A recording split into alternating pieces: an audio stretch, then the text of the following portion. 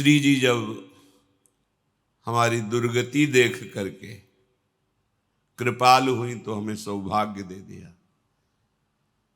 हम बड़े गुणवान हैं, हम साधु हैं, हम जितेंद्रिय हैं, हम भजनानंदी हैं, ये देख करके नहीं,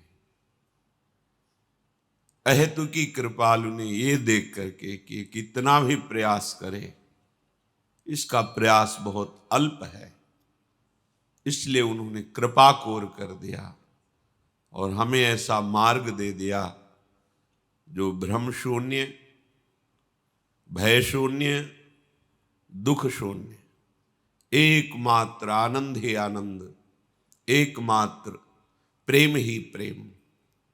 बस आवश्यकता है इस कृपा का हम आदर करें, लाडली जू के दुलार को हम समझें। यदि हम अपने मनोराज्य को बंद करके प्रियाजू के नाम बल से, कृपा बल से और प्रियाजू के नाम गुण सेवा का चिंतन प्रारंभ कर दे तो इतनी विशाल कृपा है कि कम समय में ही प्रियाजू का साक्षात्कार करा दे।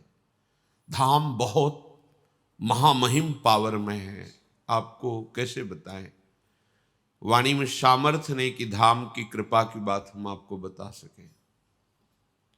अचानक बहिर्मुख वृत्ति से ऐसी अंतर्मुखता बिना प्रयास के एक क्षण में ऐसा आनंद वो किसी साधन बल में न मिला था न वो मिलेगा, वो केवल महारानी जी की मंद मुस्कान कृपा से ही है। हमें भगवत प्रेम प्राप्ति में श्री जी के साक्षात्कार करने में ज्यादा कोई श्रम की आवश्यकता नहीं करनी पड़ेगी, बस सन्मुखता की आवश्यकता है।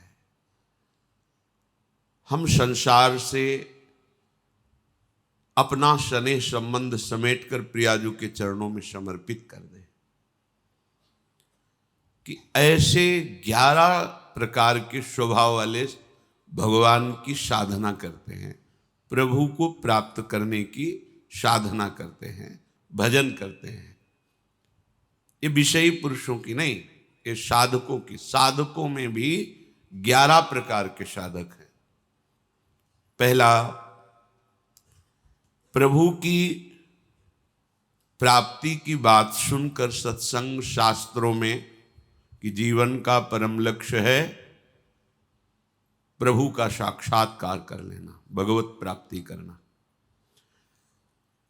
परंतु विषय भोगों में अत्यंत आसक्त है। इतना आसक्त है कि विषय भोगों का चिंतन करता रहता है, विषय भोग मिलने पर भोगने की प्रवृत्ति है, पर वो अंदर ये बैठाले हुए कि लक्ष्य तो भगवत प्राप्ति है, क्या करूं, चल नहीं पा रहा हूं, मेरे जीवन का लक्ष्य तो हमने भगवत प्राप्ति रखा, पर दृढ़ नहीं है, विषयों में आसक्त है और विषय क्रिया भी करता है, प्रभु का भजन भी करता है, पर उसका लक्ष्य मंद होता है, प्रबलता विषयों की होती है और भोगों में उत्सुक भोगता है, पर वो ऐसा नहीं कि भजनहीन जीवन व्यतीत करे, तभी उसको साधकों की गणना में लिया गया है। इसे विषयी साधक कहते हैं। दूसरा साधक, वो विषय भोग और भगवान दोनों को बराबर रखता है। पहला साधक जो वर्णन हुआ वो भगवत प्राप्ति की चाह तो करता है पर विषय भोग प्रधान है। दूसरा जो साधक है वो भजन भी नहीं छोड़ सकता और विषयों को भी नहीं छोड़ सकता। लगभग दूसरे में अधिकता पाई जाती है कि वो बैलेंस बना के चलना चाहता है कि ज्यादा जलन भी ना हो और भजन भी होता रहे। जब जो इंद्रियों ने मांग की, मन ने मांग की, वैसे ही भोग क्रिया की और भजन भी। बहुत समय लगेगा, समय बहुत लगेगा, रंग नहीं आएगा, अभी रंग नहीं आएगा भजन का। तीसरा साधक भगवान की प्राप्ति चाहता है, पर साधन में तत्परता न होने के कारण त्याग का उत्साह है पर त्याग नहीं कर पा रहा। यहां भोगों की प्रधानता नहीं है, यहां भोगों और प्रभु बराबर नहीं है। वो प्रभु को चाहता है प्राप्त करना, पर साधन में तत्परता ना, जो गुरु प्रदत्त साधन है उसमें प्रमाद होने के कारण जो त्याग का उत्साह है वो त्याग कर नहीं पा रहा। चौथा, प्रभु को चाहता है प्रभु से मिलूं, साधन भी करता है पर बहुत जल्दी ऊब जाता है। इतने दिन हो गए, कोई लाभ तो मिला नहीं, आनंद तो मिला नहीं, भगवान तो मिले नहीं, और मन भी बहुत जला रहा है भोगों के लिए। क्या करूं, भाग जाऊं क्या, छोड़ दूं क्या? ऐसे स्वभाव का साधक बिल्कुल ठीक नहीं, ये स्वभाव बिल्कुल ठीक नहीं। पांचवा, प्रभु के लिए साधन करता है, तत्परता भी है, पर उससे संदेह है कि मेरे जैसे को भगवत प्राप्ति कहां हो सकती। बहुत बड़ी कमी। महापुरुषों ने कहा है, आशा बंधा समुत्कंठा, ये निरंतर आशा रहे कि मैं लगा तो हूं भजन में, लेकिन प्रियालाल अपनी कृपा से मुझे निश्चित प्राप्त होंगे, गुरु कृपा से निश्चित प्राप्त होंगे, धाम कृपा से निश्चित प्राप्त होंगे, इसमें बिल्कुल संशय नहीं होना चाहिए। पर पांचवें कोटि का जो उपासक होता है उसको ये विश्वास ही नहीं हो पाता इन बातों पर। साधन भी करता है पर उसको लगता है कहां मेरे को भगवत प्राप्ति होगी, नहीं होगी। छठवां, प्रभु के लिए पूरी तैयारी कर रहा है, साधना कर रहा है, विश्वास भी है, पर अपने सने संबंधियों को नहीं त्याग पा रहा। छठवां, ऐसा साधक होता है, साधन में भी लगा है, बस वो अपने सने संबंधियों रिश्तेदारों को नहीं त्याग पा रहा।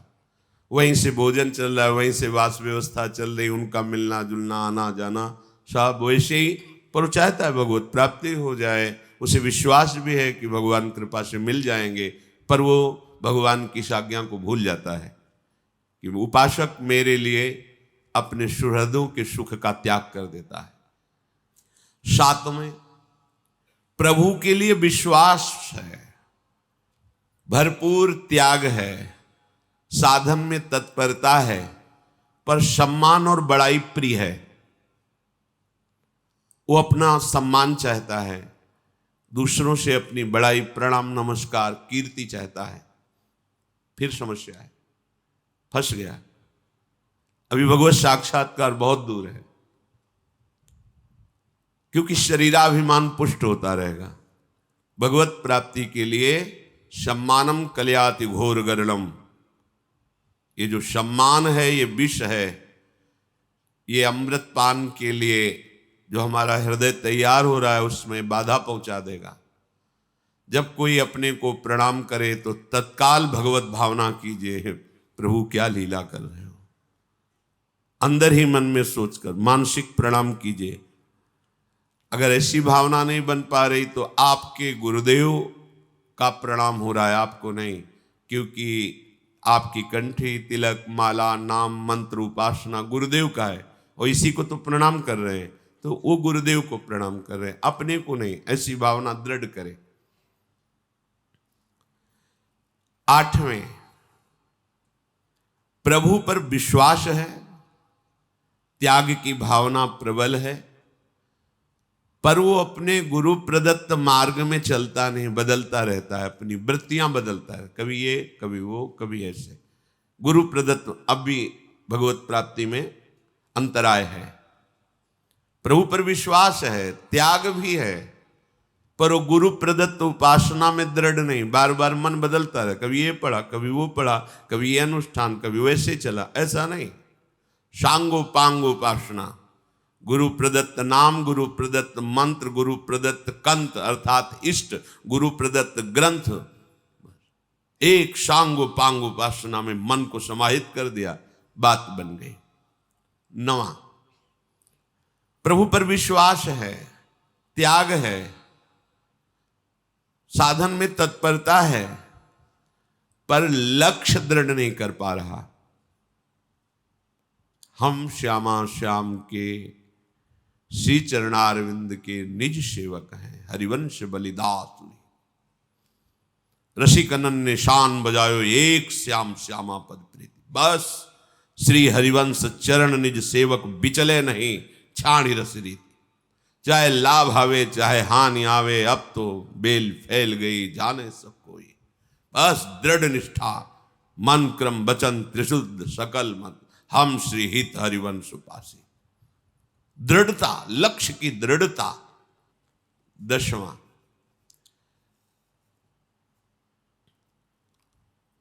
ये पूर्णता है जो आगे के 2 साधक कहे गए। ये बहुत मंगलमय स्थिति है। प्रभु की प्राप्ति की चाह नहीं, असह वेदना।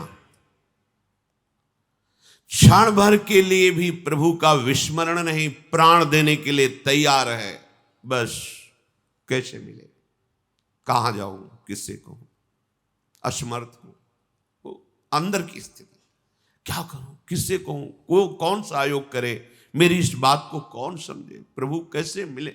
असह्य हो रहा है, वेदना उसके हृदय में। एक पल के लिए भी प्रभु का विस्मरण नहीं, प्राण फूलों की तरह लिए तैयार है कि अगर प्राण देने से प्रभु मिल जाए तो अभी प्राण ले लो। ये है महामहिम स्वरूप। उपासक का ये महामहिम स्वरूप है। अहो भाग्य जिसके हृदय में प्रभु के लिए पीड़ा पैदा हो गई है, व्याकुलता पैदा हो गई है। 11वां, ये इसके ऊपर की बात है, ये आखिरी बात है।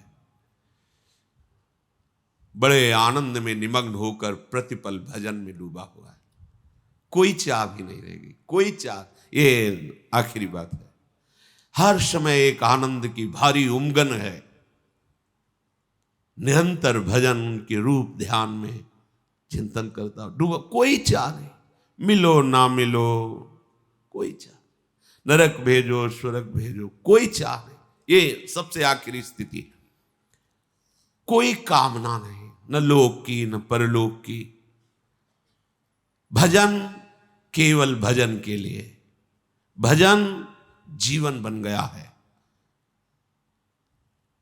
प्रभु ऐसे उपासक से दूर थोड़ी रहते, ऐसे ही उपासक के साथ लीला करते हैं, वो लीला पात्र बन जाता है।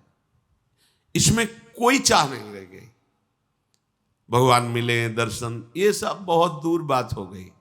भजन जीवन, प्रतिपल उमंगन, और भजन ही चल रहा है। बस भजन के लिए भजन, भजन ही जीवन। तो वो प्रभु का दर्शन नहीं, प्रभु के संग में लीला पात्र बनकर वो प्रभु के संग खेलता है ऐसा उपासक। दूसरों के लिए जिनका दर्शन दुर्लभ है, ऐसे भगवत तेज से युक्त बृहस्पति के समान परम ज्ञानी महान भागवत श्री नारद जी महाराज युधिष्ठिर के महल में आकाश मार्ग से उतरे। नारद जी बहुत प्रसन्न हुए, फिर आशीष वचनों द्वारा तुम्हारे भगवत चरणारविंद में प्रीति हो, यह है फल समर्पण का, ऐसा बोले। और कहा तुम सब शांति से बैठ जाओ, जैसा मुझे भगवत आदेश है वैसा मैं तुम्हें बता रहा हूं। देखो तुम बड़े यशस्वी हो। सबसे बड़ी बात यह है कि द्रौपदी जी 5 को प्राप्त है। अगर हमारी नीति के अनुसार नहीं चलोगे तो कभी विरोध भावना भी प्रकट हो सकती है। इसलिए मैं भगवत प्रेरित होकर के तुम्हें जो कहूं उसके अनुसार ही तुम्हें आचरण करना है, कहीं कुछ फूट ना हो जाए। इसलिए हम तुम्हारे कल्याण के लिए कुछ नियम बनाना चाहते हैं। देवर्षि नारद जी के ऐसा कहने पर 5 पांडवों ने हाथ जोड़कर कहा, प्रभु आप जो नियम बनाएंगे मैं अक्षरशः पालन करूंगा। तो नियम यह है कि द्रौपदी 1 वर्ष रहेंगी पास। 1 वर्ष महाराज युधिष्ठिर के पास, दूसरे वर्ष भीम, अर्जुन, नकुल, सहदेव। और जिस समय द्रौपदी जिसके पास हैं और वो एकांत में है, तो 4 में से कोई नहीं जाएगा वहां। अगर वो चला जाता है तो 12 वर्ष तक उसे ब्रह्मचर्य रह के वनवास भोगना पड़ेगा। ये नियम है। पांडवों ने हाथ जोड़कर ये नियम स्वीकार कर लिया। एक ब्राह्मण चिल्लाते हुए आया और महल के समीप कह रहा था कि रक्षा करो अर्जुन, रक्षा करो, हमारी कुछ गौएं थी, कुछ निर्दयी लोगों ने हमारी गौएं छीन ली और वो ले जा रहे हैं। अगर उनको ले गए तो फिर हमारे जीवन पोषण का कुछ नहीं बचेगा, तो जब नहीं बचेगा तो हम प्राण त्याग देंगे, आप हमारे गौओं की रक्षा करो। अर्जुन ने विचार किया, अगर अस्त्र नहीं लेता तो कैसे बात बनेगी। अगर अस्त्र लेने जाता हूं तो इस समय महाराज युधिष्ठिर विराजमान है द्रौपदी जी के साथ, अगर वहां गया तो 12 वर्ष का वनवास निश्चित। इधर अगर नहीं गया तो ब्राह्मण शरणागत होकर पुकार रहा है, ये तो भारी अपराध बन जाएगा और इसमें तो महाराज की कीर्ति भी क्षय होगी। तो 12 वर्ष का वनवास मुझे तो भोगना पड़ेगा, ब्राह्मण की रक्षा होगी, महाराज की कीर्ति होगी, इसलिए मुझे जाना ही चाहिए महल के अंदर। ऐसा निश्चय करके महाराज युधिष्ठिर के महल में प्रवेश किया और जहां विराजमान थे वहां अनुमति ली। महाराज, मैं अर्जुन आपको प्रणाम करता हूं और अपना अस्त्र लेने के लिए आया हूं। आदेश प्रसन्नता पूर्वक महाराज युधिष्ठिर ने दे दिया। अर्जुन ने अपना धनुष बाण उठाया और कहा, विप्रवर शीघ्र आइए, ये ब्राह्मणों को संतों को दुख देने वाले मेरे भय से नहीं बच सकते, उनको भय होता है, वो ज्यादा भाग नहीं पाए होंगे, मैं अभी आपका गोधन वापस करता हूं। महाबाहु अर्जुन ने धनुष और कवच धारण करके रथ पर आरूढ़ होकर के जिस दिशा में गौओं को ले गए थे उधर गए और उन चोरों का वध किया और गोधन वापस ब्राह्मण को दिया। ब्राह्मण बड़ा प्रसन्न हुआ, आशीष देते हुए अपना गोधन लेकर वापस हुआ। पांडुपुत्र सव्यसाची धनंजय जब लौट के आए तो माता को और गुरुजनों को प्रणाम किया। महाराज युधिष्ठिर के पास सूचना भेजी कि मैं मिलना चाहता हूं। महाराज आए तो उनका, प्रभु जो नियम था उसको मैंने भंग किया, इसलिए देवर्षि नारद जी के द्वारा निश्चित की हुई नियम के अनुसार मैं 12 वर्ष वनवास स्वीकार करता हूं। अर्जुन बोले, प्रभु देवर्षि नारद जी के नियम में बहानेबाजी नहीं चलेगी। आप जानते हैं कि आप इस समय भ्रातृ प्रेम के कारण ऐसा बोल रहे हैं, वस्तुतः नियम यही था और हम कभी सत्य से विचलित नहीं होते और आप सत्यवान हैं, आपको विचलित होने देंगे नहीं। इसलिए मैं शपथ पूर्वक कहता हूं कि मैं 12 वर्ष अब महल में नहीं रह सकता, जंगल में निवास करूंगा। गंगा स्नान के लिए डुबकी लगाई हरिद्वार में गंगा द्वार पर। जे ही डुबकी लगाई तो उनको कोई पकड़कर गायब कर दिया अर्जुन को। जब आंख खुली तो देखा महल में, और दिव्य महल। कौन है जो मुझे अपहरण करके लाया है? अर्जुन ने। फिर देखा कि एक बहुत ही सर्वांग सुंदरी नवयुवती छिपी हुई थी, जब अग्निहोत्र कर चुके तब सामने आई। तो अर्जुन ने कहा, तुमने अपहरण किया मेरा? तो उसने मुस्कुरा के कहा, हाँ। बोले, ऐसा साहस तुम्हारे अंदर कैसे आ गया? तुम जानती हो मैं कौन हूं, क्यों अपहरण किया? तुम किसकी पुत्री हो? तुम्हें कैसे सामर्थ्य मिली? उनका नाम उलूपी, नाग कन्या उलूपी। उन्होंने कहा कि मैं महाविषधर ऐरावत नाग के कुल में उत्पन्न हुई हूं।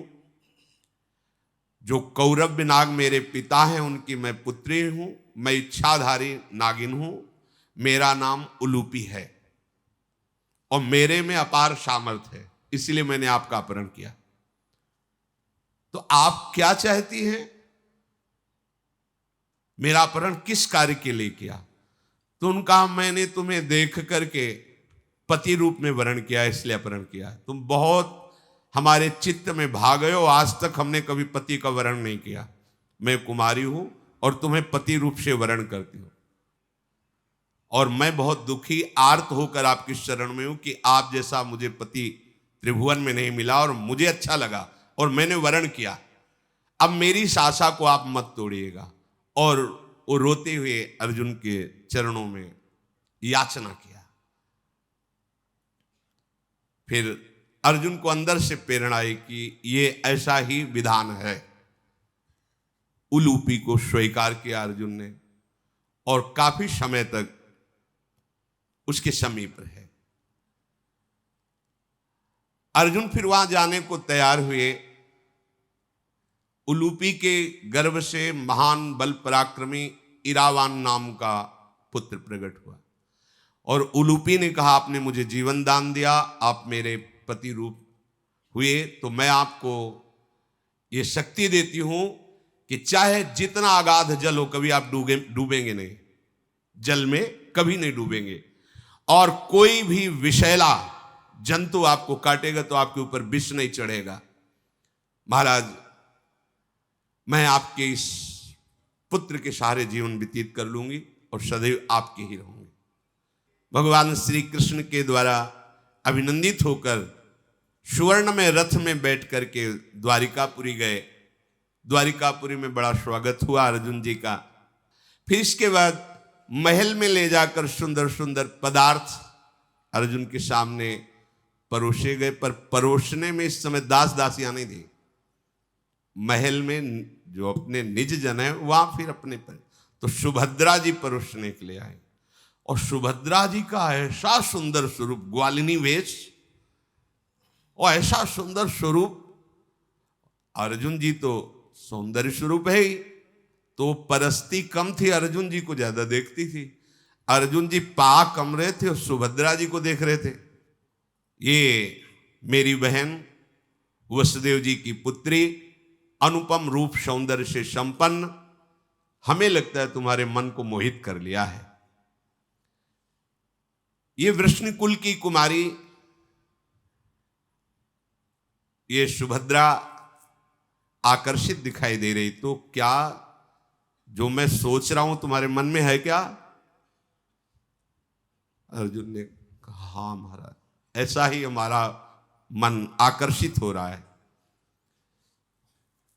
भगवान श्री कृष्ण ने कहा कि देखो, इस पर विचार करना होगा। स्वयंवर अगर हुआ तो एक से एक बलशाली राजा पधारेंगे, पता नहीं कौन जीते स्वयंवर में सुभद्रा को। मुझे एक ही उपाय दिखाई दे, भगा ले जाओ। देखो, भगवान कह रहे हमारी बैल को भगा ले जाओ। देखो, हम धर्मयुक्त कह रहे हैं कि महान सूरवीर क्षत्रिय कन्या का हरण करके विवाह करते हैं, एक ये रीति है। इसी रीति से रुक्मिणी जी का भगवान ने पाणी ग्रहण किया था। भगवान ने सुभद्रा जी से कहा कि रैवतक पर्वत में जो विराजमान कुल देवता है उनका पूजन करने के लिए तुम निकलो। सुंदर श्रृंगार करके पूजा की सामग्री लेके कुछ सैनिकों की सुरक्षा में सुभद्रा जी देव पूजन के लिए निकली। सर्वांग सुंदरी सुभद्रा जी, अर्जुन जी उधर रथ लेके गए, पूजा की थाली हुए देवता के पास रख दी कि अपना पूज लेना अपने आप को, और रथ में आके अर्जुन ने गोद में लेकर उनको रथ में बैठा लो। भगवान ने बता दिया था कि दारुक तुम बैठे रहना, घोड़ों की लगाम सुभद्रा के हाथ में होनी चाहिए, अर्जुन जी तुम पीछे बैठना।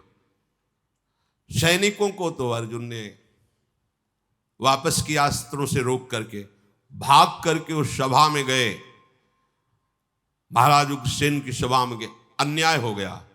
राजकुमारी सुभद्रा का बलपूर्वक अपहरण अर्जुन ने कर लिया। उन्होंने कहा कि देखो प्रभु, आप हमसे बड़े हो, पर विचार पूर्वक हर कार्य करना चाहिए। सैनिक को बुलाओ जिससे सूचना दी। जी, क्या दृश्य देखा वैसे ही बताओ। दारुक सामने बैठे थे, रथ सुभद्रा हाँक रही थी, अर्जुन पीछे बैठे थे। बोले भैया मुझे लगता है सुभद्रा ने अर्जुन का अपहरण कर लिया।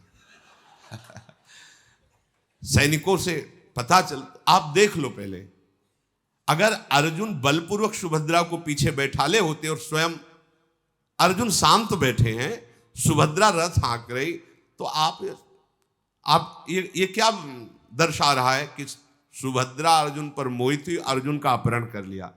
तो आपको क्या उचित है? अर्जुन क्या दंड के पात्र हैं? और कहीं इस स्थिति में अपनी सीमा से सुभद्रा आगे निकल गई तो आप उत्तर देने लायक रहेंगे कि बलराम की बहन सुभद्रा ने अर्जुन का अपहरण कर लिया। सब विद्वांसी साहब, बलराम जी से कहा उचित है ये, तत्काल बुजुर्ग जनों को भेजो और प्रार्थना करके अर्जुन को बुलाओ और उत्साह के से सुभद्रा का ब्याह अर्जुन से किया गया है ये घोषणा करवा दो। बलराम जी ने कहा यही ठीक रहेगा, यही ठीक रहेगा। अच्छा, जिसके पक्ष में भगवान है उसका कैसे, आप समझो, जहां भगवान पक्ष ले रहे हैं वहां बिगड़ क्या सकता है।